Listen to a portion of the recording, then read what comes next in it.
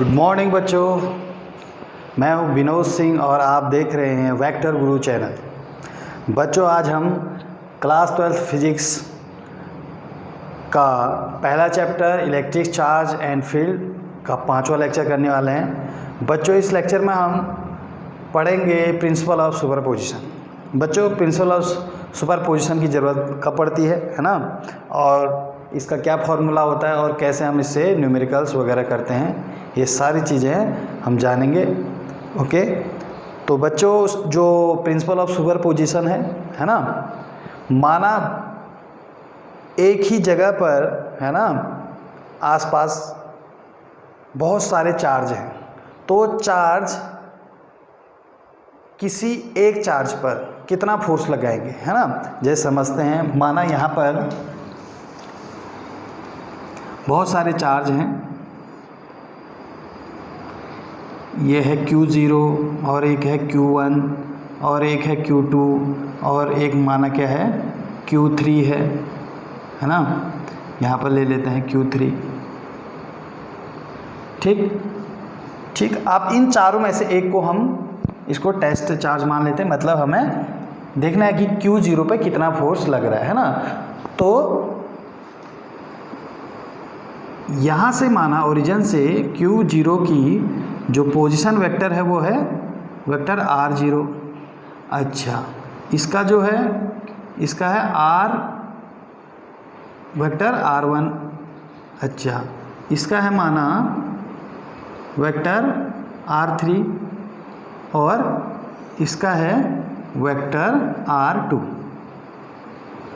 ठीक है,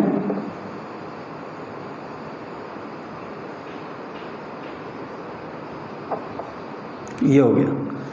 अब क्या है, इसमें हमें देखना है कि Q0 पे कितना फोर्स लगेगा टोटल। ठीक है, तो माना बेटे Q0 क्या है, यहाँ पर हमने टेस्ट चार्ज लिया है, मतलब इसमें कितना फोर्स लगेगा बच्चों। इसमें Q1 के द्वारा भी फोर्स लगेगा, Q2 के द्वारा भी लगेगा और Q3 के द्वारा भी लगेगा, और ऐसे ही माना और भी चार्ज हैं तो उनके द्वारा भी क्या लगेगा, फोर्स लगेगा। तो वो फोर्स कितना होगा, है ना, उसी के लिए हम क्या निकालते हैं, एक फॉर्मूला निकालते हैं, और उस फॉर्मूले को हम क्या प्रिंसिपल ऑफ सुपरपोजिशन के अकॉर्डिंग निकालते हैं, है ना। तो अगर हम डेफिनेशन बोले प्रिंसिपल ऑफ सुपरपोजिशन की तो क्या हो जाएगी,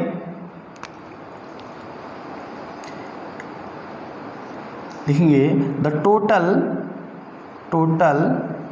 force on any charge, point charge है ना, any point charge, any point charge due to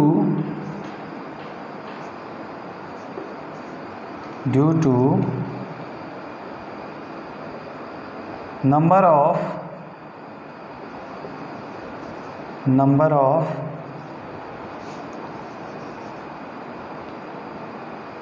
other charges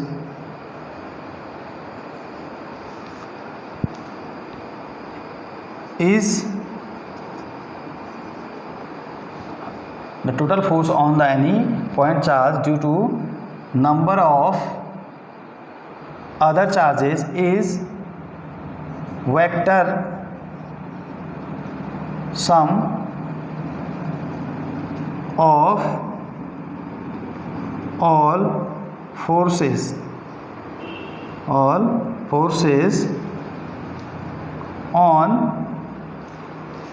that point charge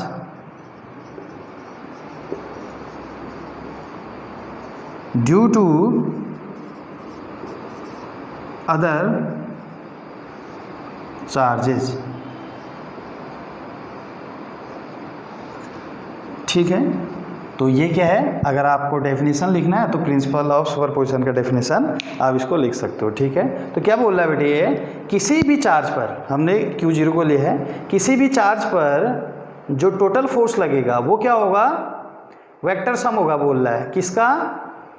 सभी फोर्स, सभी ये vector sum of all forces, मतलब जो और फोर्सेस लग रहे हैं उनका वेक्टर सम, मतलब और फोर्स किस के द्वारा लगेगा, Q1 के द्वारा लगेगा, Q2 के द्वारा लगेगा, Q3 के द्वारा लगेगा, और भी होंगे तो और के द्वारा भी लगेगा। तो सबका जो फोर्स होगा है ना, उनका वेक्टर सम के बराबर क्या होगा, Q0 पर जो टोटल फोर्स होगा वो होगा। ठीक है, मतलब Q0 पर जो लगने वाला फोर्स है वो सभी बाकी जो चार्ज हैं है ना उनके द्वारा जो फोर्स लगेगा है ना उसका क्या होगा, वेक्टर सम होगा। ठीक है, तो जैसे अगर हम बात करें, माना हम मान लें, ठीक, यहाँ पर इफ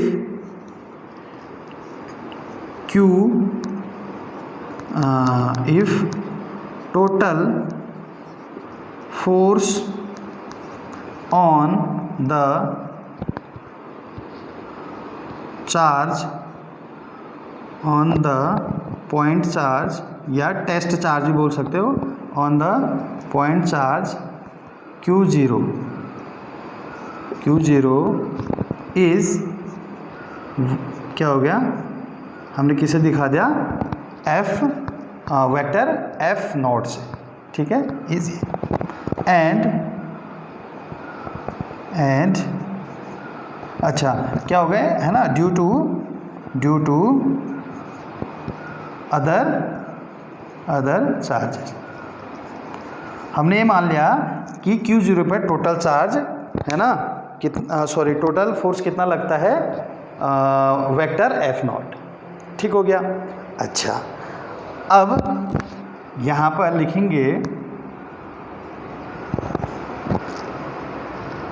F, देखो अब इसमें Q1 कितना फोर्स लगाएगा बेटे Q0 पर, तो कैसे लिखते हैं, Q0 पर कितना फोर्स लगाया उसको कैसे लिखते हैं, बताया था पिछले लेक्चर में, कैसे लिखते हैं 0 1, मतलब Q1 ने Q0 पर कितना फोर्स लगाया उसको ऐसे लिखते हैं। अच्छा, वैसे ही क्या लिखेंगे, Q2 ने Q0 पर कितना फोर्स लगाया उसको वेक्टर F02 लिखेंगे। सिमिलरली F03 है ना, dash dash dash dash dash है ना, क्या आ जाएगा यहाँ पर QF0N। ठीक है, ये मतलब माना यहाँ पर क्या है, N चार्जेज है, बहुत सारे चार्ज हैं, मतलब हमने उसको N ले लिया, तो N जो लास्ट चार्ज होगा माना वो Nवां चार्ज है, तो उसके द्वारा जो फोर्स लगेगा 0 पर उसको हमने वेक्टर F0N मान लिया। Are the forces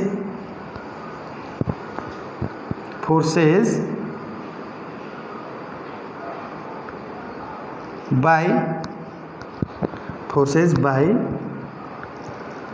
Q1 Q2 Q3 dash Qn on Q0। तो ये सारे फोर्स क्या हैं, Q0 पर लगाए गए हैं Q1 Q2 Q3 dash dash Qn द्वारा। ठीक है ना। अच्छा, तो क्या लिखेंगे यहाँ पर, अगर सुपरपोजिशन का according to principle of superposition, तो सुपरपोजिशन की प्रिंसिपल के अकॉर्डिंग क्या है, जो टोटल फोर्स होगा किस पर, Q0 पर, the total force on any charge, ये है लिखा है यहाँ पर है ना, Q0 पर टोटल फोर्स होगा वो क्या होगा, vector sum of all forces, तो vector sum of all forces ऐसे कर देंगे, जितने भी फोर्स हैं है ना उनके वेक्टर फॉर्म में लिखेंगे और फिर उनको जोड़ देंगे। तो ये क्या हो गया, total force on Q0 is equal to the force by Q1 by Q2 Q3 dash dash dash Qn। ठीक है। अच्छा, अगर अब हम क्या करेंगे बेटे, कूलॉम्स लॉ हमने पढ़ा है, तो हम कूलॉम्स लॉ से Q0 निकालेंगे है ना, तो Q0 क्या होगा, वेक्टर F01 क्या होगा, Q1 ने Q0 पर क्या लगाया, फोर्स लगाया, तो 1/4 पाई एप्सिलॉन 0 मतलब Q1 और Q0 के बीच में लग रहा है, तो क्या हो जाएगा Q1 इंटू Q0। ठीक है। अच्छा, अब यहाँ पर क्या आएगा, इनके बीच की डिस्टेंस R के टर्म में है ना, तो Q1 ने Q0 पर लगाया है फोर्स, तो उसको तो ऐसा लिखते हैं है ना, Q1 ने Q0 पर लगाया, इसको ऐसा लिखते हैं। तो Q1 ने Q0 पर लगाया, तो Q1 ने Q0 पर, तो Q1 पहले आ रहा है, Q0 बाद आ रहा है, मतलब हम यहाँ से इधर जा रहे हैं, तो R भी क्या होगा, यहीं से इधर को आएगा, तो R क्या हो जाएगा, अगर हम यहाँ पर लिखेंगे R कैप, ठीक है, और क्या होगा 1 से 0 जा रहा है, और नीचे क्या आ जाएगा 1 0 है ना, इसका स्क्वायर आ जाएगा। ठीक है, इस तरीके से लिखते हैं। सिमिलरली क्या होगा, F02 क्या होगा 1/4 pi epsilon 0 Q2 into Q0 upon 0 और 2 के बीच में जो फोर्स लग रहा है ना, कौन लगा रहा है, 0 पे लगा रहा है ना, तो 2 से 0 पे जा रहे हैं, तो यहाँ से क्या होगा, R क्या आ जाएगा, R भी क्या आ जाएगा 2 0 20 आ जाएगा मतलब, है ना, और यहाँ आ जाएगा R0 का वेक्टर, तो इस तरीके से आएगा। ठीक है, वैसे ही क्या आएगा, Q3 भी आएगा, है ना, ऊपर लिख देते हैं। Q3 जो फोर्स लगाएगा उसको हम बोल रहे हैं F वेक्टर F03। ठीक है, तो यहाँ पर क्या आएगा 1/4 pi epsilon 0 Q3 into Q0 upon क्या आएगा यहाँ पर R है ना 30 का स्क्वायर, और यहाँ पर क्या आएगा R30 का यूनिट वेक्टर, यह आ जाएगा। ठीक है, सिमिलरली लास्ट लिख देते हैं हम N वाला। ठीक है, 1/4 pi epsilon 0 Qn into Q0 upon N0 mod का स्क्वायर और Rn0 का यूनिट वेक्टर। ठीक है, इस तरीके से। अब सब की वैल्यू कहाँ रख देंगे, कौन से वाले फॉर्मूले में रख देंगे, इस वाले फॉर्मूले में सबकी वैल्यू। ठीक है, तो इतना स्क्रीनशॉट कर लो आप लोग, फिर मैं इसको इरेज कर रहा हूँ। कर लिया, 1 2 3, चलो इसको इरेज करता हूँ।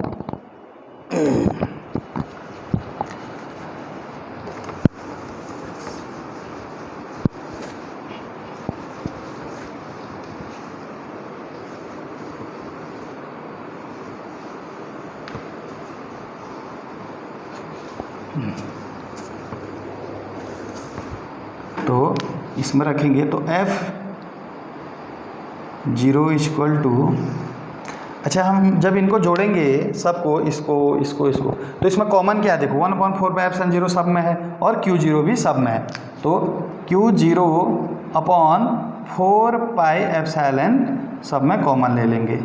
ठीक है, तो इसमें क्या बचा, इसमें बचा Q1 और क्या बचा R यूनिट वेक्टर, ये बचा है ना, अपॉन R10 का स्क्वायर प्लस यहाँ पर क्या बचा Q2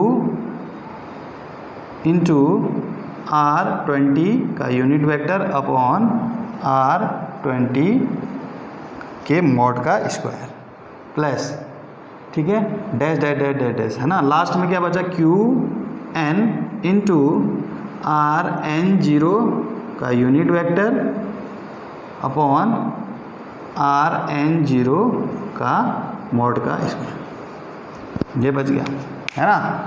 अब करेंगे इसको हम, अगर क्लोज करेंगे, है ना, फॉर्मूले को समेशन के रूप में लिखेंगे तो कैसा होगा, देखो ये होगा 0 4 पाई, ठीक, ये समेशन का साइन है, मतलब इसका मतलब होता है ये इसका मतलब होता है सम, है ना, इसका मतलब होता है सम।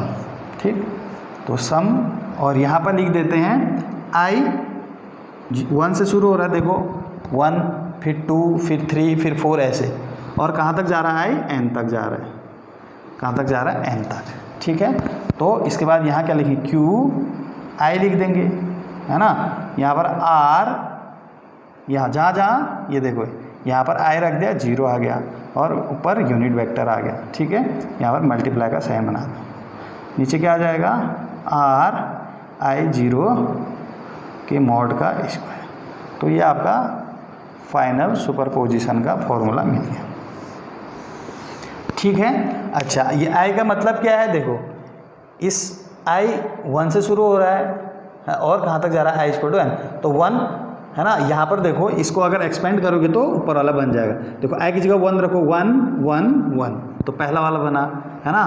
प्लस प्लस कहाँ से आए, ये समेशन का मतलब प्लस ही होता है ना। फिर I = 2 रखना है, तो I = 2 2 2 रखोगे तो ये बन जाएगा। प्लस I = 3 रखो तो इसके बगल वाला, I = n रखोगे, n n n, तो लास्ट वाला बन जाएगा।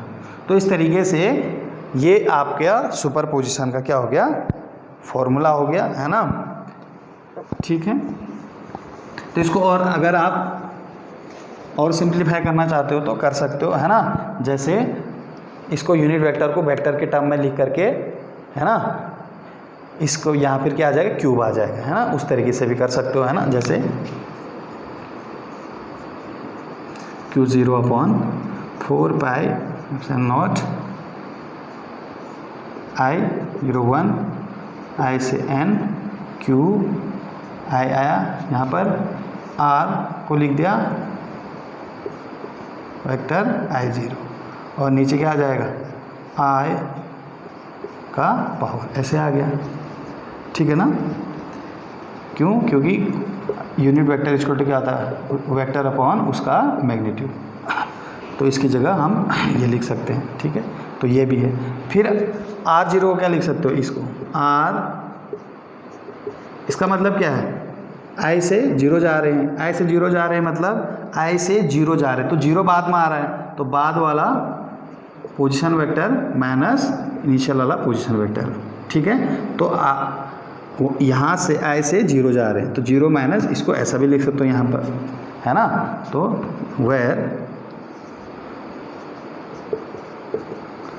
I0 माइनस I,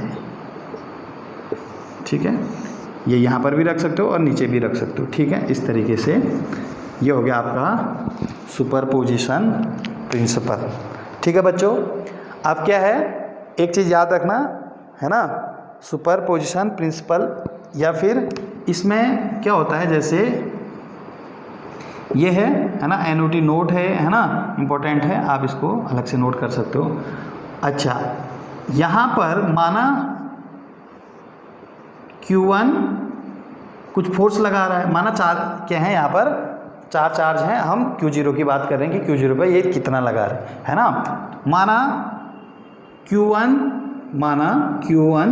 कितना फोर्स लगा रहा है, माना Q1 20 न्यूटन फोर्स लगा रहा है, किस पर, Q0 पर, किस पर, Q0 पर अभी, है ना।